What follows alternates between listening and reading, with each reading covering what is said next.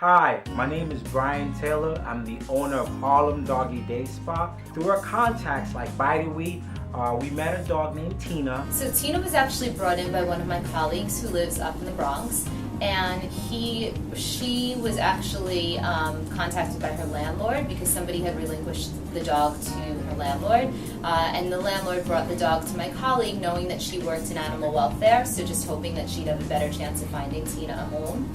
And as it turns out, as luck would have it, we had some room in the shelter at that time because unfortunately we're not able to take in every animal that we'd like to, just because we will keep them until they find a home. We're a no-kill shelter, so space is always an issue.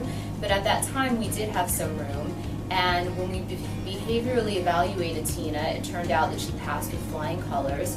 She was super sweet, and we knew that with a little work, she would, overcome some of her fears and find a great, loving home. So we were really needing to care for her both emotionally and physically. And it was so awesome to be able to work with Brian from Harlem Doggy Day Spa.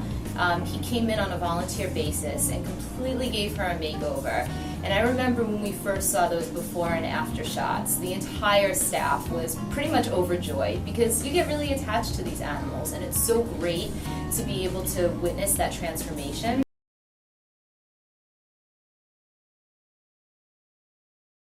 It's been a couple of months that she's been home with her new parents, and we just want to check to see how she's doing.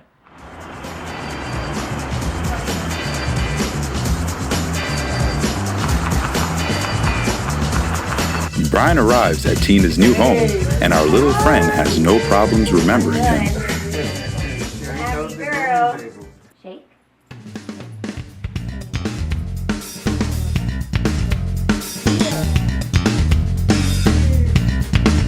The first step in getting Tina groomed will be a lathering wash.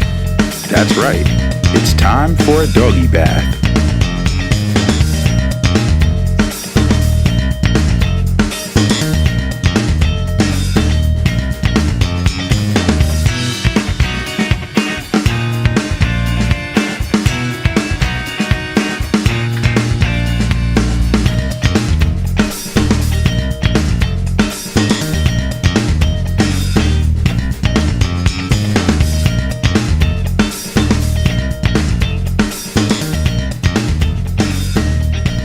We wanted to get to know Tina's new owner, Allie, a little better.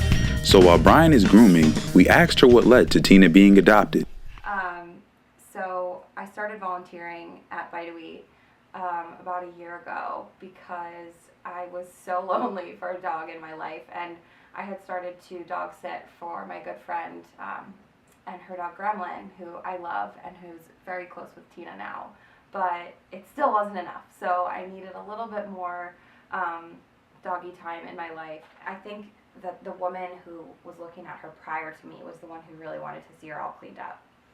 And I had heard about Tina on, one of the Sundays I was there, and they said, just don't even bother going downstairs. She's screaming. She is so afraid. She has no idea where she is. She is so people shy to the point where, she just thinks that that's what's coming when anyone gets close to her. And she sort of picked her people at By the Week slowly but surely. But for a long time, at least a solid week, they didn't know if she was going to turn the corner. And I remember when the staff at By the Week said that to me, I'm stubborn, so I got it in my head that I was going to connect with this dog.